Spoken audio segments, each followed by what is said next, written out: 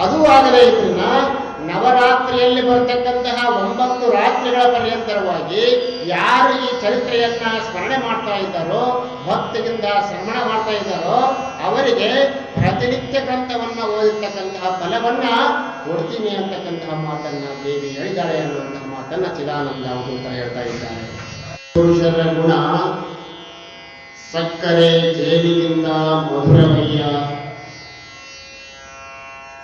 ಸಂತರ ನೆಡೆ ಬೆಳ್ಳಿ ಬಂಗಾರಕ್ಕಿಂತ ಶ್ರೇಷ್ಠವಯ್ಯ,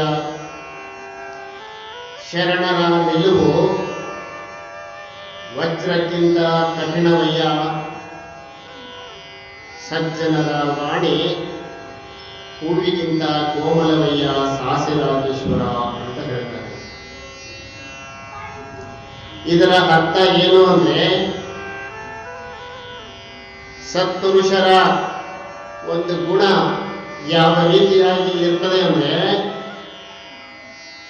ಸಕ್ಕರೆ ಮತ್ತು ಜೇನಿಗಿಂತ ಮಧುರವಾಗಿರ್ತದೆ. ಯಾವಾಗ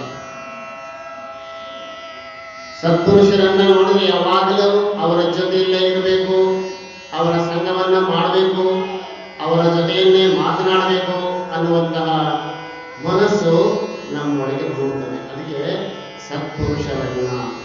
ಉದಾಹರಣೆ, ಪರಮ ಪೂಜ್ಯರಾಗಿರ್ತಕ್ಕಂಥ ಪುಟ್ಟರಾಜ ಕವಿಗಳವನ್ನು ನಾವು ನೋಡ್ತೀವಿ. ಅವರು ಸತ್ಪುರುಷರಲ್ಲೇ ಶ್ರೇಷ್ಠರೆಂದು ಖ್ಯಾತಿಯನ್ನ ಪಡೆದಿರ್ತಕ್ಕಂಥ ಮಹನೀಯರು ಅವರಾಗಿದ್ದಾರೆ. ಯಾಕೆಂದ್ರೆ ಸತ್ಪುರುಷರ ಮನಸ್ಸಿನಲ್ಲಿ ಅಂತರಂಗದಲ್ಲಿ ಏನಿರುತ್ತದಂದ್ರೆ, ಪರರನ್ನ, ದೀನರನ್ನ, ದಲಿತರನ್ನ, ಅಂಗವಿಕಲರನ್ನ ಎಲ್ಲರನ್ನೂ ಕೂಡ ಉದ್ಧಾರ ಮಾಡಬೇಕು, ಅವರನ್ನೂ ಕೂಡ ಸಮಾನಾಂತರವಾಗಿ ವೇದಿಕೆಗೆ ತರಬೇಕು ಅನ್ನುವಂತಹ ಭಾವನೆ ಸದಾ ಅವರಲ್ಲಿ ನೆರವೇರುತ್ತದೆ. ಅದಕ್ಕಾಗಿ ಸತ್ಪುರುಷರ ಗುಣ ಆರು ಜೇನಿಗಿಂತ ಮಧುರವಯ್ಯ, ಬಹಳು ಮಾಧುರ್ಯವಾಗಿರ್ತದೆ ಅವರ ನಡೆ ನುಡಿ ಅಂತಕ್ಕಂಥ. ಅದೇ ರೀತಿ ಹೇಳ್ತಾರೆ, ಸಂತರ ನಡೆ ಚಿನ್ನ ಬೆಳ್ಳಿ ಬಂಗಾರಕ್ಕಿಂತ ಶ್ರೇಷ್ಠವಯ್ಯ. ಸಂತರ ನಡೆ ಯಾವ ರೀತಿಯಾಗಿರ್ತದಂದ್ರೆ, ಬೆಳ್ಳಿ ಬಂಗಾರ ವಜ್ರಕ್ಕಿಂತಲೂ ಅವರು ಶ್ರೇಷ್ಠವಾಗಿತ್ತು. ನಾವು ಸಿದ್ಧಗಂಗದ ಶಿವಕುಮಾರ ಸ್ವಾಮಿಗಳನ್ನ ನಾವೆಲ್ಲ ನೋಡಿದ್ವಿ. ಒಂದು ಸಲ ಆ ಮಠಕ್ಕೆ ನಾವು ಹೋಗಿ ಬರಬೇಕು. ಹೋದಾಗ ಅವರ ಒಂದು ನಡೆ ಯಾವ ರೀತಿಯಾಗಿತ್ತು ಅಂತೇಳಿದ್ರೆ, ಅವರು ಚಿನ್ನ ಬೆಳ್ಳಿ ಬಂಗಾರ ಎಲ್ಲದಕ್ಕಿಂತಲೂ ಶ್ರೇಷ್ಠವಾಗಿರ್ತಕ್ಕಂತಹ ನಡೆ ಅವರಲ್ಲಿ ನಾವು ಕಾಣ್ತೀವಿ. ಯಾಕೆಂದ್ರೆ ಸುಮಾರು ಸಾವಿರ ವಿದ್ಯಾರ್ಥಿಗಳಿಗೆ ವಿದ್ಯೆಯನ್ನ ಕೊಟ್ಟು, ಅನ್ನವನ್ನ ಕೊಟ್ಟು, ಅವರನ್ನ ಬೆಳಕನ್ನಾಗಿ ಮಾಡಿ, ಅವರನ್ನ ತಮ್ಮ ಕಾಲ ಮೇಲೆ ತಾವು ನಿಲ್ಲುವಂತೆ ಮಾಡಿ, ಈ ಸಮಾಜಕ್ಕೆ ಒಂದು ಬೆಳಕಾಗಿರ್ತಕ್ಕಂತಹ ಮಹಾಪುರುಷರನ್ನ ನಾವು ಸಿದ್ಧಗಂಗಾ ಶ್ರೀಗಳಿಗೆ ಮಾಡ್ತೀವಿ. ಅವರು ನಿಜವಾದ ಸಂತರು. ಅದಕ್ಕೆ ಸಂತರ ಒಂದು ನಡೆ ಯಾವ ರೀತಿಯಾಗಿರ್ತದೆ ಅಂದ್ರೆ, ಬೆಳ್ಳಿ ಬಂಗಾರಕ್ಕಿಂತಲೂ ಶ್ರೇಷ್ಠ. ಅವರ ನಡೆ ಯಾವ ಚಿನ್ನ ಬೆಳ್ಳಿಗೂ ಕೂಡ ಮಿಗಿಲಾಗಿರ್ತಕ್ಕಂಥ. ಅದಕ್ಕೆ ಅವರ ಕರ್ನಾಟಕ ರತ್ನ ಅಂತ ಕರೀತಾರೆ. ಯಾವ ರತ್ನಗಳು ಶ್ರೇಷ್ಠವಾಗಿರ್ತಕ್ಕಂಥ ರತ್ನ ಅವರಾಗಿದ್ದಾರೆ. ಅದೇ ರೀತಿಯಾಗಿ ಶರಣರ ನಿಲುವು ವಜ್ರಕ್ಕಿಂತ ಶ್ರೇಷ್ಠವಯ್ಯ. ನೋಡಿ ಎಷ್ಟು ಸುಂದರವಾಗಿ ಹೇಳ್ತಾರೆ, ಶರಣರ ನಿಲುವು ವಜ್ರಕ್ಕಿಂತ ಕಠಿಣವಯ್ಯ. ಶರಣರು ಯಾವ ರೀತಿಯಾಗಿರ್ತಾರಂದ್ರೆ, ಅವರು ಒಂದು ಸಲ ನಿರ್ಧಾರ ಮಾಡಿದ್ರೆ ಆಯ್ತು. ವಜ್ರ ಕರಗಬಹುದು, ಅವರ ನಿಲುವು ಅಂತಕ್ಕಂಥದ್ದು ಕರಗೋದಿಲ್ಲ. ಅವರ ನಡೆ ನುಡಿ ಒಂದೇ ಆಗಿತ್ತು. ಸಮಾಜವನ್ನು ಉದ್ಧಾರ ಮಾಡಬೇಕು, ಜನಗಳಿಗೆ ಒಳ್ಳೆಯದನ್ನು ಹೇಳಬೇಕು, ಭಗವಂತನ ದಾರಿಯನ್ನು ತೋರಿಸಿಕೊಡಬೇಕು ಅನ್ನುವಂತಹ ಒಂದು ನಿರಂತರವಾಗಿರ್ತಕ್ಕಂಥ ನಿಲುವನ್ನು ಹೊಂದಿರ್ತಕ್ಕಂಥವರೇ ನಿಜವಾದ ಶರಣರು. ಅದೇ ರೀತಿಯಾಗಿ ನಾವು ಚಿಕ್ಕಬೇಕೊಪ್ಪದ ಶರಣರನ್ನ ನೋಡ್ತೀವಿ, ಗುಡುದೂರಿನ ಶರಣರನ್ನ ನೋಡ್ತೀವಿ, ಅನೇಕ ಶಿವಶರಣರನ್ನ ನಾವು ನೋಡ್ತೀವಿ. ಅವರು ಯಾರು ತಮ್ಮ ಸ್ವಾರ್ಥಕ್ಕಾಗಿ ಜೀವನ ಮಾಡಿದವರಲ್ಲ. ಎಲ್ಲ ಮನುಕುಲದ ಉದ್ಧಾರಕ್ಕಾಗಿ, ಸಮಾಜದ ಉದ್ಧಾರಕ್ಕಾಗಿ ತಮ್ಮನ್ನೇ ತಾವು ತೊಡಗಿಸಿಕೊಂಡಿರ್ತಕ್ಕಂಥವರು. ಅಂಥವರನ್ನು ನಾವು ಶರಣ ಇದ್ದೀವಿ. ಅದಕ್ಕೆ ಶರಣರ ನಿಲುವು ವಜ್ರಕ್ಕಿಂತ ಕಠಿಣವಯ್ಯ. ಅದೇ ರೀತಿಯಾಗಿ ಸಜ್ಜನರ ವಾಣಿ ಹೂವಿಗಿಂತ ಕೋಮಲವಯ್ಯ ಅನ್ನುವಂಥ ಮಾತನ್ನು ಹೇಳ್ತಾರೆ.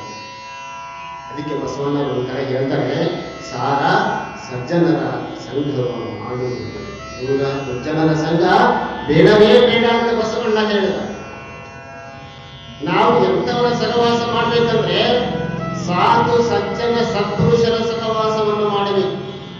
ಅವರ ಜೊತೆ ಇರಬೇಕು. ನಾವು ಅವರ ಸಂಘವನ್ನ ಮಾಡಿದಾಗ ಮಾತ್ರ ನಮ್ಮಲ್ಲಿ ಸದ್ಬುದ್ಧಿ, ಒಳ್ಳೆಯ ಗುಣಗಳು, ಒಳ್ಳೆಯ ನಡೆ ನುಡಿಗಳು ನಮ್ಮಲ್ಲಿ ಪ್ರಾಪ್ತಿಯಾಗ್ತಾ ಇವೆ. ಅದಕ್ಕೆ ಸಜ್ಜನರ ವಾಣಿ, ಅವರ ನುಡಿ ಯಾವ ರೀತಿಯಾಗಿರ್ತದಂದ್ರೆ ಹೂವಿನ ಮಳೆ ಸುರಿದಂತೆ ಸುರಿತಾ ಇರ್ತದಂತೆ. ನಮ್ಮ ಮೇಲೆ ಹೂವಿನ ಮಳೆ, ಒಂದು ನುಡಿಗಳನ್ನ ನುಡಿತಾ ಹೋದ್ರೆ ಹೂವಿನ ಮಳೆ ಸುರಿದಂತೆ ಕೋಮಲವಾದ ಹೂವಿನ ನುಡಿಗೆ ಹೋಲಿಸಿದ್ದಾರೆ. ಅದಕ್ಕೆ ಸಜ್ಜನರ ಸಾಧು ಸತ್ಪುರುಷರ ನಾವು ಸಹವಾಸವನ್ನು ಮಾಡಿ ಇವತ್ತಿನ ದಿನ ಹೆಮ್ಮೆಗೇರೂರಿನ ಗ್ರಾಮದಲ್ಲಿ ಯಾವ ಎಂಟಮ್ಮ ಅನ್ನುವಂತಹ ಮಹಾ ಜಗನ್ಮಾತೆಯಾಗಿರ್ತಕ್ಕಂತಹ ದೇವಿಯನ್ನ ಈ ಭಾಗದಲ್ಲಿರ್ತಕ್ಕಂಥವರೆಲ್ಲರೂ ನಿಮ್ಮ ಅಂಗಳದಲ್ಲಿ ಕಾಣುತ್ತಾರೆ. ನಿಮ್ಮ ಅಂಗಳದಲ್ಲಿ ದಿನ ಬೆಳಗ್ಗೆದ್ದು ಹೊರಗಡೆ ಬಂದ ತಕ್ಷಣ ನಿಮಗೆ ಕಾಣುತ್ತಾರೆ. ದರ್ಶನವನ್ನು ಮಾಡಿಕೊಂಡು ಹೋಗ್ತೀವಿ.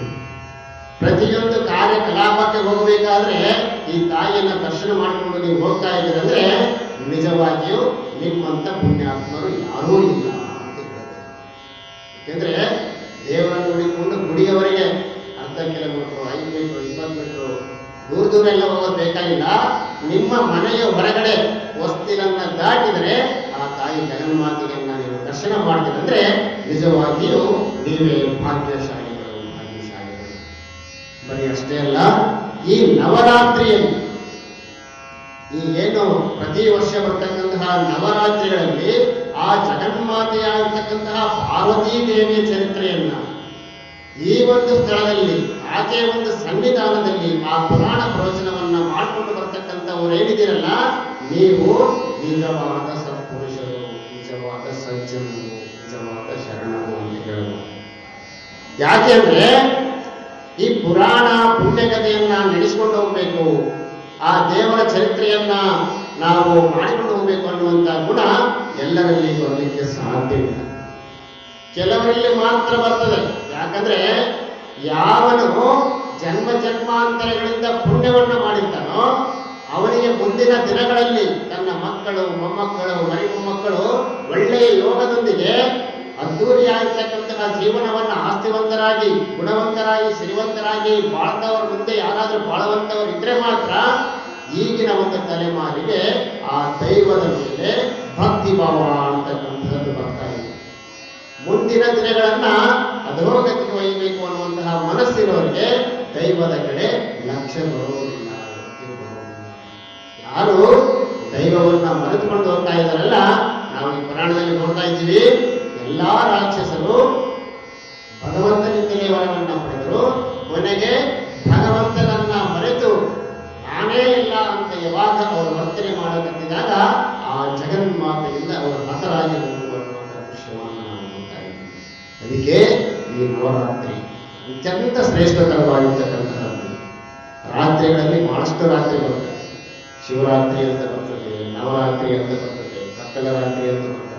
ಅದ್ರಾಗ ಇದು ನವರಾತ್ರಿ ಅನ್ನೋ ಅರ್ಥ. ಯಾಕೆ ಇದು ರಾತ್ರಿಯನ್ನೇ ಮಾಡಿದ್ರು ಅಂತೇಳಿ ನಾವು ಆಲೋಚನೆ ಮಾಡಬೇಕು. ಇವೆಲ್ಲಗಳು ಶಿವರಾತ್ರಿ ಆಗಿವೆ. ಇವೆಲ್ಲ ಯಾಕೆ ಈ ರೀತಿ ಮಾಡಿದ್ರು ಅಂತ ನಾವು ಆಲೋಚನೆ ಮಾಡಿದಾಗ ಈ ರಾತ್ರಿ ಅನ್ನತಕ್ಕಂಥದ್ದು ಒಂದು ಕತ್ತಲು, ಅಂದ್ರೆ ಕಪ್ಪು, ಅಜ್ಞಾನದ ಸಂಕೇತ. ಈ ಅಜ್ಞಾನ ಅನ್ನುವಂಥದ್ದು ನಮ್ಮೆಲ್ಲರಿಗೂ ಕೂಡ ಯಾವಾಗಲೂ ಆವರಿಸಿಕೊಂಡಿರ್ತದೆ. ಈ ಅಜ್ಞಾನದಿಂದ ನಾವು ಬೆಳಕಿನಡೆಗೆ ಸಾಗಬೇಕಾದ್ರೆ ಆ ರಾತ್ರಿಯಲ್ಲಿ ಆ ಭಗವಂತನನ್ನ ನಾವು ಸ್ಮರಣೆ ಮಾಡಬೇಕು.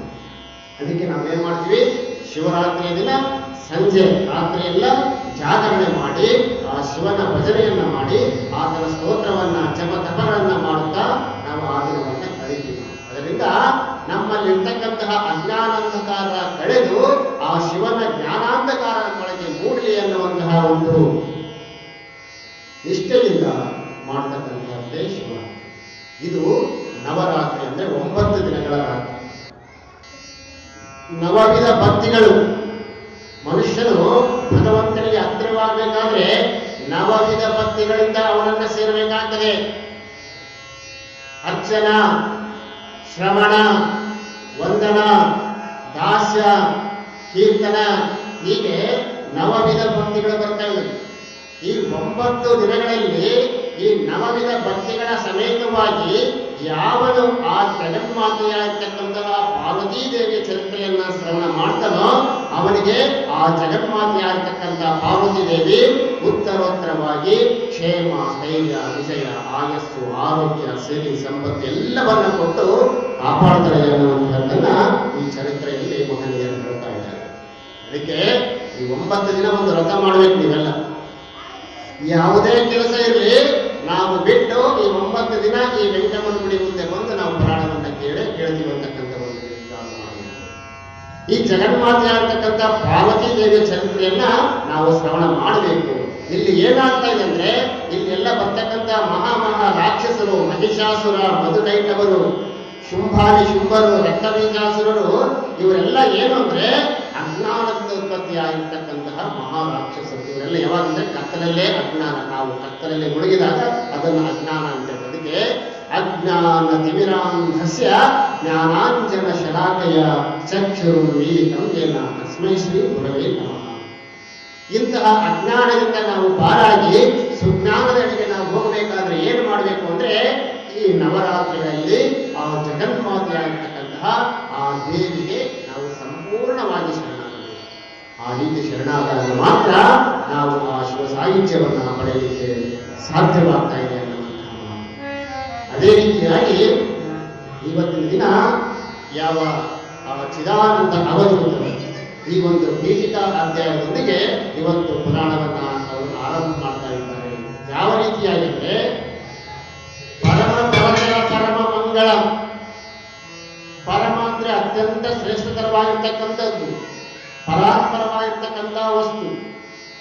ಪರಮ ಮಂಗಳ, ಎಲ್ಲರಿಗೂ ಮಂಗಳಕರವಾಗಿರ್ತಕ್ಕಂತಹ ಪರಿಪೂರ್ಣ ಜ್ಯೋತಿ ಸ್ವರೂಪದಿಂದ ಅಂದ್ರೆ ನಮಗೆ ಜ್ಞಾನದ ಮಾರ್ಗವನ್ನ ತೋರಿಸಿಕೊಂಡು ಹೋಗ್ತಕ್ಕಂತಹ, ಎಲ್ಲರ ಇಷ್ಟಾರ್ಥಗಳನ್ನ ನೆರವೇರಿಸತಕ್ಕಂತಹ ಆ ದೇವಿಯ ಚರಿತ್ರೆಯನ್ನ ಆರಂಭ ಮಾಡ್ತಾ ಇದ್ದಾರೆ. ಯಾರು? ಚಿದಾನಂದ ಅವರು. ಯಾರು? ಯಾವ ಚಿದಾನಂದ ಅವಧೂತರು ಕನ್ನಡ ನಾಡು ಅಂದ್ರೆ ಯಾವ ಆದವಾನಿಯ ದೊಡ್ಡ ಹರಿವಾಣ, ಮಹಾರಿವಾಣ ಅನ್ನುವಂತಹ ಗ್ರಾಮದವರು. ಅವಾಗ ಕರ್ನಾಟಕ ಆಗಿತ್ತು, ಈಗ ಆಂಧ್ರ ಆಗಿದೆ. ಆ ಹರಿವಾಣ ಗ್ರಾಮದಲ್ಲಿ ಹುಟ್ಟಿರ್ತಕ್ಕಂತಹ ಜಿಂಕಪ್ಪ ಎನ್ನುವಂತಹ ಒಬ್ಬ ಭಕ್ತ. ಆತ ಯಾವ ಲಕ್ಷ್ಮೀಪತಿ ಮತ್ತು ಅಣ್ಣಮ್ಮ ಎನ್ನುವಂತಹ ದಂಪತಿಗಳು ಹುಟ್ಟಿರ್ತಕ್ಕಂತಹ ಜಿಂಕಪ್ಪ ಬಡ ಕುಟುಂಬದಲ್ಲಿ ಹುಟ್ಟಿದರೂ ಕೂಡ ತನ್ನ ಮನೆಯಲ್ಲಿ ಆ ದೇವಿಯ ಸಾಕ್ಷಾತ್ಕಾರವನ್ನು ಪಡ್ಕೊತಾನೆ. ಎಷ್ಟು? 12-14 ವಯಸ್ಸು. ಯಾವಾಗ 15-16 ವಯಸ್ಸಿಗೆ ಆ ದೇವಿಯ ಸಾಕ್ಷಾತ್ಕಾರ ಮಾಡಿದಾಗ ಆತನಲ್ಲಿನ ಭಕ್ತಿಯನ್ನು ಕಂಡಿರ್ತಕ್ಕಂಥ ಆ ಜಗನ್ಮಾತೆ ಹೇಳ್ತಾ ಇದ್ದಾಳೆ, ನೀನು ಇಲ್ಲಿ ಯಾಕಿದೆಯಪ್ಪ? ನೀನು ಚಿದಾನಂದ ಅವಧೂತನಾಗಿರ್ತಕ್ಕಂಥವನು, ನೀನು ನೇರವಾಗಿ ಗುರುವನ್ನ ಹರಿಸಿಕೊಂಡು ಹೋಗು, ಈ ದೇವಿಯ ಚರಿತ್ರೆಯನ್ನ ನೀನು ಜಗತ್ತಿಗೆ ಸಾರಬೇಕು ಅಂತ ಹೇಳಿದಾಗ ಅವರು ಗುರುವನ್ನು ಹರಿಸಿಕೊಂಡು ಬರ್ತಾ ಇದ್ದಾರೆ. ಎಲ್ಲಿಗೆ ಬಂದ್ರೆ ಇಲ್ಲಿಯ ಕಂಪ್ಲಿಯ ಹೊಳೆದಂಡೆ ಆ ಕಡೆ ಇರ್ತಕ್ಕಂತಹ ಅಯೋಧ್ಯೆ ಅನ್ನುವಂತಹ ಗ್ರಾಮಕ್ಕೆ ಬರ್ತಾರೆ. ಅಯೋಧ್ಯೆ ಇವೆಲ್ಲ ನೋಡಿರ್ಬೋದು. ಯಾವ ಅಯೋಧ್ಯೆಯಲ್ಲಿರ್ತಕ್ಕಂತಹ ಕೂನಪ್ಪ ಅಂದ್ರೆ ಶಿವಾನಂದರಾಜ ಯೋಗಿಗಳು ಸದಾ ಪರಶಿವನ ಧ್ಯಾನದಲ್ಲಿ ಲೀನವಾಗಿರ್ತಕ್ಕಂತಹ ಚಿದಾನಂದರು, ಅವರ ಮೊದಲ ಹೆಸರು ಕೂನಪ್ಪ ಅಂತ ಹೇಳ್ತಾರೆ. ಅವರ ಬಳಿ ಬಂದು ಈ ಚಿದಾನಂದ ಅವಧೂತರು ಎಷ್ಟೋ ದಿನಗಳ ಪರ್ಯಂತರವಾಗಿ ಸೇವೆಯನ್ನು ಮಾಡ್ತಾರೆ. ಗುರು ಸೇವೆ. ಯಾವಾಗ ಗುರುವಿನ ಸೇವೆಯನ್ನ ಮಾಡೋದ್ರಿಂದ ಏನು ಪ್ರಾಪ್ತಿಯಾಗ್ತಾ ಇದೆ ಅಂದ್ರೆ, ಗುರುವಿನ ಕೃಪೆ ಅಂತಕ್ಕಂಥದ್ದು ಪ್ರಾಪ್ತಿಯಾಗ್ತದೆ. ಯಾವಾಗ ಗುರುವಿನ ಕೃಪೆ ಪ್ರಾಪ್ತಿಯಾದಾಗ ಅವನು ಜಗತ್ತಿನಲ್ಲಿ ಏನನ್ನಾದರೂ ಸಾಧಿಸಬಹುದು. ಗುರು ಕೃಪೆಯಿಂದ ಏನು ಮಾಡೋಕ್ಕಾಗಲ್ಲ. ಸಾಕ್ಷಾತ್ ಜಗನ್ಮಾತನೇ ಹೇಳಿದ್ರು, ಅವ ನೀನೇ ನನಗೆ ದರ್ಶನ ಕೊಟ್ಟಿದ್ದೀಯೇ, ಮತ್ತೆ ನಾನು ಯಾವ ಗುರುಗಳನ್ನ ಹುಡುಕಿಕೊಂಡು ಹೋಗಿ ಅಂದ್ರೆ, ಆಗ ತಾಯಿ ಹೇಳ್ತಾ ಇದ್ದಾಳೆ, ಬರೀ ಈ ಜಗತ್ತಿನಲ್ಲಿ ಈ ಶರೀರವನ್ನ, ನರಶರೀರವನ್ನ ಪಡೆದ ಮೇಲೆ ನೀನು ಗುರುವಿನವರೆಗೆ ಹೋಗಲೇಬೇಕು.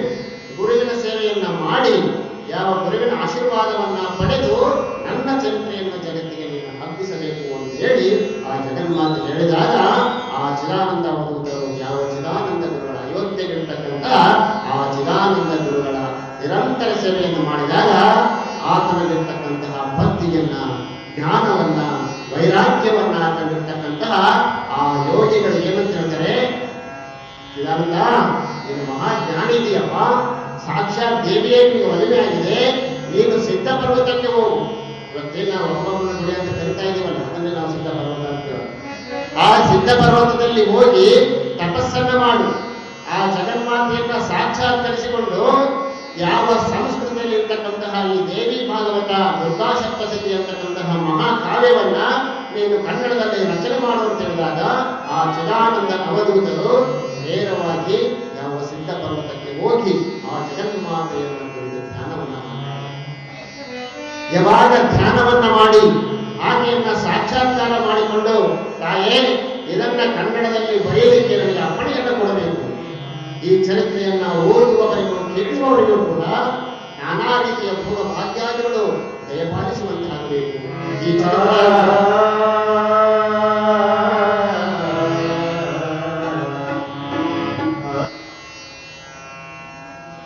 ಅವರು ಹೇಳ್ತಾ ಇದ್ದಾರೆ,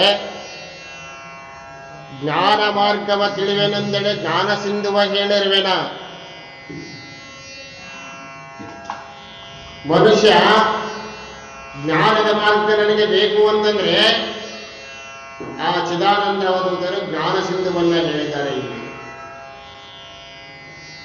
ಆ ಜ್ಞಾನ ಮಾರ್ಗದಿಂದ ನಾವು ಏನನ್ನ ಪಡಿತಾ ಇದೀವಿ ಅಂದ್ರೆ, ನಮ್ಮಲ್ಲಿರ್ತಕ್ಕಂತಹ ಅಜ್ಞಾನವನ್ನ ಕಳೆದುಕೊಂಡು ಸುಜ್ಞಾನದ ಬೆಳಕಿನಲ್ಲಿ ನಾವು ಏನು ಮಾಡ್ತಾ ಇದ್ದೀವಿ ಅಂದ್ರೆ ಆ ಪರಮಾತ್ಮನ ಒಂದು ಸನ್ನಿಧಾನಕ್ಕೆ ನಾವು ಹೋಗ್ತಾ ಇದ್ದೇವೆ. ಇನ್ನು ಮೋಕ್ಷದ ಆಸೆ ಇರ್ತದೆ ಕೆಲವರಿಗೆಲ್ಲ. ಏನಪ್ಪ ಈ ಪ್ರಪಂಚ ಸಾಕು, ಹೊಲ ಮಾಡಿದ್ವಿ, ಮನೆ ಮಾಡಿದ್ವಿ, ಮದುವೆ ಮಾಡ್ಕೊಂಡ್ವಿ, ಮಕ್ಕಳಾಯ್ತು, ಸಂಸಾರ ಕಟ್ಟಿಕೊಂಡಿದ್ವಿ, ಎಲ್ಲ ನಾವು ಮಾಡ್ಕೊಂಡಿದ್ದೀವಿ. ಎಷ್ಟು ಮಾಡಿದ್ರು ಕೂಡ ಇನ್ನೂ ಮಾಡಬೇಕು ಅಂತ ಇದೆ. ದೊಡ್ಡ ಆಸ್ತಿ ಮಾಡಿದವರನ್ನ ಮಕ್ಕಳು ಬೈತಾ ಇದ್ದಾರೆ, ಮಾಡದೇ ಇರುವವರನ್ನ ಮಕ್ಕಳು ಬೈತಾ ಇದ್ದಾರೆ. ಚೆನ್ನಾಗಿದ್ರು ಜನಗಳ ಕಾಡಾಟ, ಚೆನ್ನಾಗಿಲ್ಲಿದ್ರು ಒಂದು ರೀತಿ ಕಾಟ. ಇಂಥ ಪ್ರಪಂಚದಲ್ಲಿ ನಾವು ಯಾಕಿರಬೇಕು? ಸಾಕು, ಆ ಭಗವಂತನ ಒಂದು ಸನ್ನಿಧಾನವನ್ನ ನಾವು ಪಡೆಯಬೇಕು, ಮೋಕ್ಷಾಪೇಕ್ಷೆಗಳಾಗಬೇಕು ಅಂತೇಳಿ ಬಹಳಷ್ಟು ಜನ ಆಸೆಗಳು. ಅಂಥವರು ಏನ್ ಮಾಡ್ತಾರೆ, ನಿಜದ ಅರಿವನ್ನ, ಸತ್ಯವನ್ನ ಅರಿತುಕೊಂಡಿರ್ತಕ್ಕಂಥ ಜನರು ಇಂತಹ ಚರಿತ್ರೆಗಳನ್ನ ಶ್ರವಣ ಮಾಡಿ ಗುರುವಿನ ಕೃಪೆಯನ್ನ ಪಡೆದು ಮೋಕ್ಷಕ್ಕೆ ಹೋಗ್ತಕ್ಕಂಥವರಾಗಿದ್ದಾರೆ. ಅದಕ್ಕೆ ಹೇಳ್ತಾ ಇದ್ದಾರೆ, ನೀವು ಮೋಕ್ಷಾಪೇಕ್ಷೆಗಳಾಗಿದ್ದಾರೆ ಅಥವಾ ನಿಮ್ಮಲ್ಲಿ ಏನಾದರೂ ಪ್ರಾಪಂಚಿಕ ಆಸೆಗಳಿದ್ದಾರೆ, ನಾನು ಇನ್ನೊಂದು ಸ್ವಲ್ಪ ಹೊಲ ತಗೋಬೇಕು, ಇನ್ನೊಂದು 4 ಮನೆ ಕಟ್ಟಿಸ್ಬೇಕು, ನನಗೆ ಮದುವೆ ಆಗಿಲ್ಲ, ಮದುವೆ ಆಗಬೇಕು, ನನಗೆ ಸಂತಾನ ಆಗಿಲ್ಲ, ಸಂತಾನ ಆಗಬೇಕು, ನಾನು ಇನ್ನೂ ವ್ಯವಹಾರದಲ್ಲಿ ಮುಂದಕ್ಕೆ ಬರಬೇಕು, ಈ ರೀತಿಯಾಗಿ ನಿಮ್ಮಲ್ಲಿ ಯಾವುದೇ ಆಸೆಗಳು ಇದ್ರೂ ಕೂಡ ಈ ಚರಿತ್ರೆಯನ್ನ ನೀವು ಸ್ಮರಣೆ ಮಾಡಿದಾಗ, ಆ ದೇವಿಯ ಒಂದು ಚರಿತ್ರೆಯನ್ನ ಸ್ಮರಣೆ ಮಾಡಿದಾಗ ಅವರ ಎಲ್ಲಾ ಆಸೆಗಳನ್ನ ನಾನು ಈಡೇರಿಸ್ತೀನಿ ಅಂತೇಳಿ ಆ ಜಗನ್ಮಾತೆ ಹೇಳ್ತಾ ಇದ್ದಾಳೆ. ಅದಕ್ಕೆ ಹೇಳ್ತಾ ಇದ್ದಾರೆ, ನಡೆಯುತ್ತಲೇ ಈ ಚರಿತ್ರೆ ಸ್ಮರಿಸಲಿ, ನುಡಿಯುತ್ತಲೇ ಈ ಚರಿತ್ರೆ ಸ್ಮರಿಸಲಿ, ಕೊಡುವ ಕೊಂಬಾಗಲಿಯು ಈ ಚರಿತ್ರೆಯನ್ನು ಸ್ಮರಿಸಿಕೊಳ್ಳಿ. ನೀವು ನಡೆದಾಡಬೇಕಾದ್ರೂ ಕೂಡ ಆ ಜಗನ್ಮಾತೆಯ ಚರಿತ್ರೆಯನ್ನ ಸ್ಮರಣೆ ಮಾಡಬೇಕು. ಯಾವತ್ತಿಗಾದ್ರೂ ಮಾತಾಡ್ತಾ ಇರಬೇಕಾದ್ರೂ ಕೂಡ ಆ ಜಗನ್ಮಾತೆಯ ಚರಿತ್ರೆಯನ್ನ ನಾವು ಸ್ಮರಣೆ ಮಾಡಬೇಕು. ಕೊಡೋ ವಿಚಾರದಾಗ, ಕೊಳ್ಳು ವಿಚಾರದಾಗ, ಕೆಲಸವನ್ನ ಮಾಡ್ತಾ ಇರಬೇಕಾದ್ರೆ, ಉದ್ಯೋಗವನ್ನ ಮಾಡ್ತಾ ಇರಬೇಕಾದ್ರೆ, ವ್ಯವಹಾರವನ್ನ ಮಾಡ್ತಾ ಇರಬೇಕಾದ್ರೆ ಆ ಚರಿತ್ರೆಯನ್ನ ನೆನೆಸಿಕೊಂಡು ಆ ಜಗನ್ಮಾತೆಯನ್ನ ಸ್ಮರಣೆ ಮಾಡಿಕೊಂಡು ನಮ್ಮ ಎಲ್ಲಾ ಕೆಲಸಗಳನ್ನ ಮಾಡ್ಕೊಂಡು ಹೋಗ್ಬೇಕಂತೆ. ಹೆಂಗ ನೆನಪಿಗೆ ಬರುತ್ತಲ್ಲ ಚರಿತ್ರೆ? ಸುಮ್ಮನೆ ನೆನಪಿಗೆ ಬರಲ್ಲ ಅದು. ಈ ನವರಾತ್ರಿಗಳಲ್ಲಿ ಕುಳಿತುಕೊಂಡು ಯಾರು ಆ ಚರಿತ್ರೆಯನ್ನ ಕೇಳ್ತಾ ಇದ್ದಾರೆ ಅವರಿಗೆ 1 ವರ್ಷದ ಪರ್ಯಂತರವಾಗಿ ಆ ಚರಿತ್ರೆ ನೆನಪಿನಲ್ಲಿ ಉಳಿಯುತ್ತದೆ. ಯಾವಾಗ ಈ ದೇವಿಯನ್ನ, ಜಗನ್ಮಾತೆಯನ್ನ ಸ್ಮರಣೆ ಮಾಡಿ ನಿಮ್ಮ ಕೆಲಸಗಳನ್ನ ಆರಂಭ ಮಾಡಿದಾಗ ಆಗ ಆ ಜಗನ್ಮಾತೆಯ ಕೃಪೆ ನಿಮಗಾಗಿ ಎಲ್ಲಾ ಕೆಲಸ ಕಾರ್ಯಗಳು ಕೂಡ ಸುಸೂತ್ರವಾಗಿ ನಡೆಕೊಂಡು ಹೋಗ್ತಾ ಇದ್ದಾವೆ ಅನ್ನುವಂಥ ಮಾತನ್ನು ಹೇಳ್ತಾ ಇದ್ದಾನೆ. ಮತ್ತು ನೀವು ಬೇಡಿದ ಎಲ್ಲಾ ವರಗಳನ್ನ ಕೊಡ್ತಕ್ಕಂತಹ ಜಗನ್ಮಾತೆ. ತಾಯಿ ಅಂದ್ರೆ ಸಾಮಾನ್ಯ ಅಲ್ಲ. ಈ ತಾಯಿಯಿಂದ ನೀನು ಏನು ವರ ಬೇಕು ಆ ವರವನ್ನ ಪಡೆಯಬಹುದು.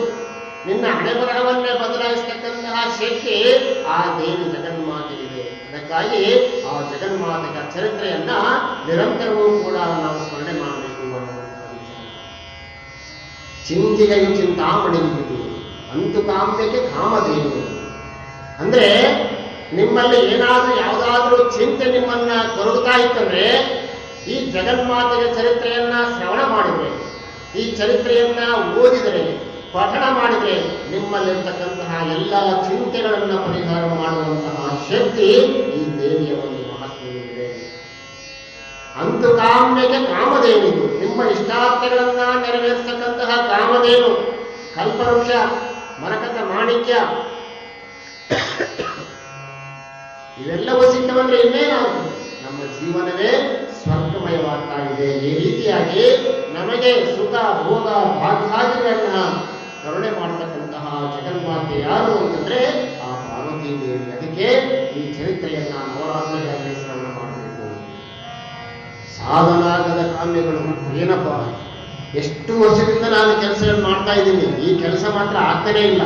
ಮನೆ ಕಟ್ಟಬೇಕಂತ ಬಹಳ ಪ್ರಯತ್ನ ಮಾಡಿದ್ರೆ ಆಗ್ತಾ ಇಲ್ಲ, ಹೊಲ ಖರೀದಿ ಮಾಡ್ಬೇಕಂದ್ರೆ ಆಗ್ತಾ ಇಲ್ಲ, ಹೊಲಕ್ಕೆ ಬೋರ್ ಹಾಕ್ಸ್ಬೇಕಂದ್ರೆ ನೀರು ಬಿಡ್ತಾ ಇಲ್ಲ, ಸಾಕಷ್ಟು ವ್ಯವಹಾರಗಳಿಗೆ ಇರ್ತಾ ಇಲ್ಲ, ಮನೆಯಲ್ಲಿ ಮಕ್ಕಳಾಗ್ತಾ ಇಲ್ಲ, ಮಗನಿಗೆ ಮದುವೆ ಆಗ್ತಾ ಇಲ್ಲ, ಮಗಳಿಗೆ ಮದುವೆ ಆಗ್ತಾ ಇಲ್ಲ, ಮದುವೆ ಆದರೂ ಸಂತಾನ ಆಗ್ತಾ ಇಲ್ಲ. ಈ ರೀತಿಯಾಗಿ ಮನುಷ್ಯ ನಾನಾ ಪ್ರಕಾರವಾಗಿರ್ತಕ್ಕಂಥ ಆಸೆಗಳನ್ನ ಇಟ್ಕೊಂಡಿರ್ತಾನೆ. ಈ ಎಲ್ಲಾ ಆಸೆಗಳನ್ನ ಈಡೇರಿಸತಕ್ಕಂತಹ ಜಗನ್ಮಾತೆ ಜಗತ್ತಿನಲ್ಲಿ ಯಾರಾದ್ರೂ ಇದ್ರೆ ಅದೇ ಪಾರ್ವತೀ ದೇವಿ. ಆ ತಾಯಿಯ ಚರಿತ್ರೆಯನ್ನ ಶ್ರವಣ ಮಾಡಿ, ಆ ತಾಯಿಯ ಚರಿತ್ರೆಯನ್ನ ನಿಷ್ಠೆಯಿಂದ ಶ್ರವಣ ಮಾಡಿ. ಯಾವಾಗ? ನವರಾತ್ರಿಯ 9 ರಾತ್ರಿಗಳಲ್ಲಿ ಶ್ರವಣ ಮಾಡಬೇಕು. ಆಗ ಆ ತಾಯಿ ನಿಮ್ಮ ಎಲ್ಲಾ ಬೇಡಿಕೆಗಳನ್ನ, ಎಲ್ಲಾ ಇಷ್ಟಾರ್ಥಗಳನ್ನ ನೆರವೇರಿಸಿಕೊಂಡು ಹೋಗ್ತಾರೆ. ಇದು ಸತ್ಯವಾದ ಮಾತು. ಇದು ಚರಿತ್ರೆಯನ್ನ ಶ್ರವಣ ಮಾಡ್ತಕ್ಕಂಥವ್ರಿಗೆ, ನಡೆಸ್ತಕ್ಕಂಥವ್ರಿಗೆ ಭಕ್ತಿಯಿಂದ ಯಾರು ಮಾಡ್ತಾ ಇದ್ದಾರೋ ಅವರು ಎಲ್ಲಾ ಇಷ್ಟಾರ್ಥಗಳನ್ನ ನೆರವೇರಿಸ್ತಕ್ಕಂಥದ್ದಾಗಿ. ಕೆಲವರು ಮನೆಗಳಲ್ಲಿ ಭೂತ, ಪ್ರೇತ, ಪಿಶಾಚಿಗಳ ಕಾಟ, ನಾನಾ ಪ್ರಕಾರವಾಗಿ ಕಾಡಾಟ ಇರ್ತವೆ. ಎಷ್ಟೋ ಮಠಮಾನ್ಯಗಳಿಗೆ, ದೇವಾಲಯಗಳಿಗೆ ಹೋಗಿ ತಿರುಗಿದ್ರು ಕೂಡ ಅವ್ರದ್ದು ಪರಿಹಾರ ಆಗಿರೋದಿಲ್ಲ. ಅವಾಗ ಅವ್ರು ಏನ್ ಮಾಡ್ಬೇಕಂದ್ರೆ ಈ ಚರಿತ್ರೆಯನ್ನ ತಮ್ಮ ಮನೆಯಲ್ಲಿ ಇಟ್ಟುಕೊಂಡು ಪೂಜೆ ಮಾಡಿ ಅಂತ ಹೇಳ್ತಾ ಇದ್ದಾರೆ. ಯಾರು ಈ ಚರಿತ್ರೆಯನ್ನ ತಮ್ಮ ಮನೆಯಲ್ಲಿ ಇಟ್ಟುಕೊಂಡು ಆ ದೇವಿಯ ಸ್ಮರಣೆಯನ್ನು ಮಾಡುತ್ತಾ ಈ ಚರಿತ್ರೆಯನ್ನ ಪೂಜಿಸುತ್ತಾ ಹೋದ್ರೆ ಅವರ ಮನೆಯಲ್ಲಿರ್ತಕ್ಕಂಥ ಎಂತ ದೆವ್ವ, ಭೂತ, ಪೀಡೆ, ಪಿಶಾಚಿಗಳು ಯಾವೇ ಇದ್ರೂ ಕೂಡ ಆ ಮನೆಯನ್ನ ಬಿಟ್ಟು ತೊಲಗಿ ಹೋಗ್ತಾ ಇದ್ದಾವೆ ಅನ್ನುವಂತ. ಮತ್ತೆ ಯಾರಿಗಾದ್ರೂ ದೆವ್ವ ಅಂತ ಪಡ್ಕಂತದ್ದು, ಪೀಡೆ ಪಿಶಾಚಿಗಳಂತ ಪಡ್ಕೊಳ್ತಾ ಇರ್ತಾರೆ. ಆ ರೀತಿಯಾಗಿ ಭೂತ ಪ್ರೇತಾದಿಗಳು ಪಡ್ಕೊಂಡಿದ್ರೆ ಕೂಡ ನಿಮ್ಮ ಮನೆಯಲ್ಲಿ ಈ ಚರಿತ್ರೆಯನ್ನ ಇಟ್ಟು ಇದನ್ನ ಸಂಪೂರ್ಣ ಗ್ರಂಥವನ್ನ ಪಠಣೆ ಮಾಡಿ ಇದರ ಮೇಲೆ ಭಸ್ಮ ಇಡಬೇಕು. ಎಷ್ಟು ದಿನ? ಸುಮಾರು 1 ತಿಂಗಳ ಪರ್ಯಂತರವಾಗಿ ಅದರ ಮೇಲೆ ಭಸ್ಮವನ್ನ ಇಟ್ಟು ಈ ಚರಿತ್ರೆಯನ್ನ ಸ್ಮರಣೆ ಮಾಡ್ತಾ ಮಾಡ್ತಾ ಹೋದರೆ ಆ ಭಸ್ಮವನ್ನ ತೆಗೆದುಕೊಂಡು ಯಾರಿಗಾದ್ರೂ ಭೂತ, ದೆವ್ವ, ಪಿಶಾಚಿಗಳು ಪಡ್ಕೊಂಡಿರ್ತದಲ್ಲ ಅವರಿಗೆ ಆ ಭಸ್ಮವನ್ನ ಲೇಪನೆ ಮಾಡಿದ್ರೆ ಸಾಕು, ತತ್ಕ್ಷಣದಲ್ಲಿ ಅವನಲ್ಲಿರ್ತಕ್ಕಂತಹ ಇಡೀ ಪ್ರೇತ, ಭೂತ, ದೆವ್ವ, ಪೀಡ, ಪಿಶಾಚಿಗಳೆಲ್ಲ ಬಿಟ್ಟು ಹೋಗ್ತಕ್ಕಂಥವಾಗ್ತಾಯಿದ್ದಾವೆ.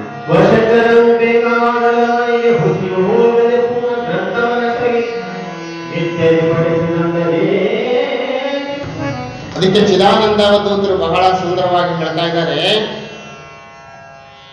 ನೀವು ಏನಾದ್ರೂ ವಶ ಮಾಡಿಕೊಳ್ಬೇಕಾಗಿದ್ರೆ ಆಗ ಈ ಸಂಪೂರ್ಣ ಗ್ರಂಥವನ್ನು ಎಲ್ಲೂ ಹುಸಿ ಹೋಗದಂತೆ ಪಠಣ ಮಾಡಬೇಕು. ಈ ರೀತಿಯಾಗಿ 33 ದಿನಗಳ ಪರ್ಯಂತರವಾಗಿ ಈ ಗ್ರಂಥವನ್ನ ನೀವು ಹುಸಿ ಹೋಗದೆ ಪಠಿಸಿದ್ದೇ ಆದ್ರೆ ಆಗ ಅವನಿಗೆ ಏನು ಬೇಕು ಅದೆಲ್ಲವೂ ಕೂಡ ಅವನಿಗೆ ವಶಕರವಾಗ್ತಾ ಇದೆ. ಮತ್ತೆ ಇಡೀ ಗ್ರಂಥವನ್ನ ಸುಮಾರು 18 ಅಧ್ಯಾಯಗಳಿಂದ ಕೂಡಿರ್ತಕ್ಕಂತಹ ಈ ಚರಿತ್ರೆಯನ್ನ ಒಂದೇ ದಿನದಲ್ಲಿ ಸಂಪೂರ್ಣ ಓದಬೇಕು. ಆ ರೀತಿ ಓದಬೇಕಂದ್ರೆ ಸುಮಾರು 4 ರಿಂದ 5 ತಾಸು ಸಮಯ ಹಿಡಿತದೆ ಬೆಳಿಗ್ಗೆ. ಈ ಗ್ರಂಥವನ್ನ ಪ್ರತಿನಿತ್ಯ ಸಂಪೂರ್ಣವಾಗಿ ಯಾರು ಪಠಣ ಮಾಡ್ತಾ ಇದ್ದಾರೋ ಆ ರೀತಿಯಾಗಿ ಸಂಪೂರ್ಣ ಗ್ರಂಥವನ್ನ 1 ವರ್ಷಗಳ ಪರ್ಯಂತರವಾಗಿ ದಿನ ಸಂಪೂರ್ಣ 18 ಅಧ್ಯಾಯ ಓದ್ತಾ 1 ವರ್ಷಗಳ ಪರ್ಯಂತರವಾಗಿ ಪಠಣ ಮಾಡಬೇಕು.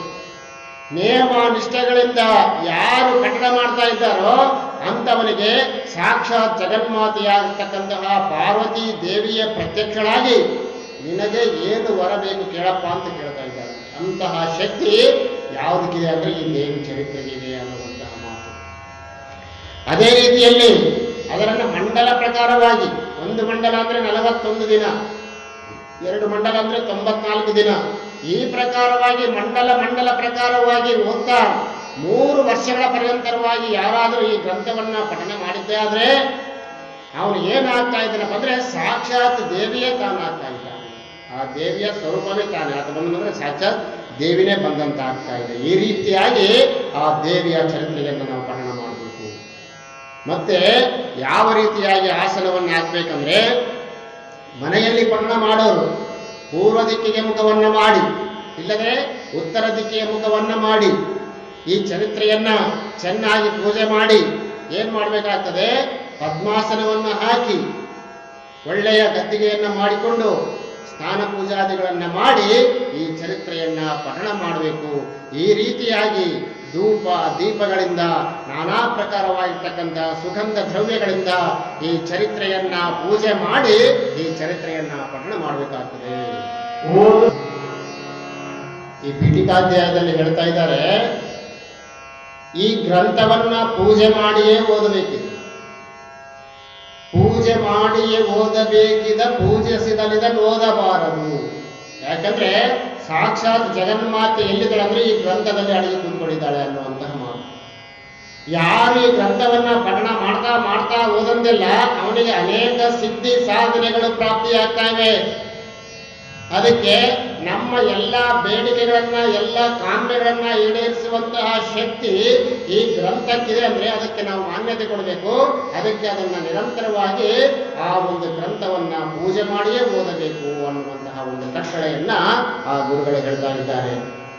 ಮತ್ತೆ ಈ ಗ್ರಂಥವನ್ನ ಆರಂಭ ಮಾಡಿದಾಗ ಪ್ರತಿಯೊಂದು ಅಧ್ಯಾಯಗಳನ್ನು ಕೂಡ ಪೂಜೆ ಮಾಡಿಯೇ ಓದಿದ್ದೇ ಆದ್ರೆ ಅವನಿಗೇನಾಗ್ತಾ ಇದ್ದಂದ್ರೆ ಆ ಸಾಕ್ಷಾತ್ ಪರಮೇಶ್ವರಿಯ ದಯದಿಂದ ಅವನು ರಾಜನಾಗ್ತಾ ಇದ್ದಾನೆ ಅನ್ನುವಂತಹ ವಿಚಾರ. ಅವನಿಗೆ ನಾನಾ ರೀತಿಯಾಗ್ತಕ್ಕಂಥ ರಾಜ ವೈಭೋಗಗಳು ಅವನಿಗೆ ಪ್ರಾಪ್ತಿಯಾಗ್ತಾ ಇವೆ. ಅದೇ ರೀತಿಯಾಗಿ ಇದನ್ನ ಪ್ರತಿನಿತ್ಯ ನಮಗೆ ಓದಕ್ಕಾಗಲ್ಲ. ಸಾಕಷ್ಟು ಕೆಲಸ ಕಾರ್ಯಗಳಿದ್ದಾವೆ, ಹೊಲದ ಕೆಲಸಗಳಿವೆ, ಮನೆಯ ಕೆಲಸಗಳಿವೆ, ವ್ಯವಹಾರದ ಕೆಲಸಗಳಿವೆ, ಉದ್ಯೋಗದ ಕೆಲಸಗಳಿವೆ. ನಮ್ಮಂಥವ್ರು ಯಾವ ರೀತಿಯಾಗಿ ಓದಿ ಆ ದೇವಿಯನ್ನ ಸಾಕ್ಷಾತ್ಕಾರ ಮಾಡಿಕೊಳ್ಬೇಕು ಅಂತ ಆಲೋಚನೆ ಮಾಡಿದಾಗ ಅದಕ್ಕೂ ಒಂದು ಉಪಾಯವನ್ನು ಹೇಳ್ತಾ ಇದ್ದಾರೆ. ನಿಮಗೆ ಪ್ರತಿನಿತ್ಯ ಈ ಗ್ರಂಥವನ್ನ ಪಠಣೆ ಮಾಡೋದು ಆಗದೇ ಇದ್ರೆ ಅವ್ರು ಹೇಳ್ತಾ ಇದ್ದಾರೆ, ತದಿಗಿ ಮತ್ತು ಅಷ್ಟಮಿಯಲ್ಲಿ, ಪ್ರತಿ ತಿಂಗಳು ಬರ್ತಕ್ಕಂತಹ ತದಿಗಿ ಮತ್ತು ಅಷ್ಟಮಿಯಲ್ಲಿ ಈ ಗ್ರಂಥವನ್ನ ಪಠಣೆ ಮಾಡಿ. ಅದು ಆಗದೇ ಇದ್ರೆ ಪ್ರತಿ ವಾರ ಶುಕ್ರವಾರ ಮತ್ತು ಮಂಗಳವಾರಗಳಂದು ಈ ಚರಿತ್ರೆಯನ್ನ ಪಠಣ ಮಾಡಿ. ಅದು ಆಗದೇ ಇದ್ರನ್ನ ನವರಾತ್ರಿಯಲ್ಲಿ ಬರತಕ್ಕಂತಹ 9 ರಾತ್ರಿಗಳ ಪರ್ಯಂತರವಾಗಿ ಯಾರು ಈ ಚರಿತ್ರೆಯನ್ನ ಸ್ಮರಣೆ ಮಾಡ್ತಾ ಇದ್ದಾರೋ, ಭಕ್ತಿಯಿಂದ ಶ್ರವಣ ಮಾಡ್ತಾ ಇದ್ದಾರೋ ಅವರಿಗೆ ಪ್ರತಿನಿತ್ಯ ಗ್ರಂಥವನ್ನ ಓದಿರ್ತಕ್ಕಂತಹ ಫಲವನ್ನ ಕೊಡ್ತೀನಿ ಅಂತಕ್ಕಂತಹ ಮಾತನ್ನ ದೇವಿ ಹೇಳಿದ್ದಾರೆ ಅನ್ನುವಂತಹ ಮಾತನ್ನ ಚಿದಾನಂದ ಅವಧೂತರು ಹೇಳ್ತಾ ಇದ್ದಾರೆ.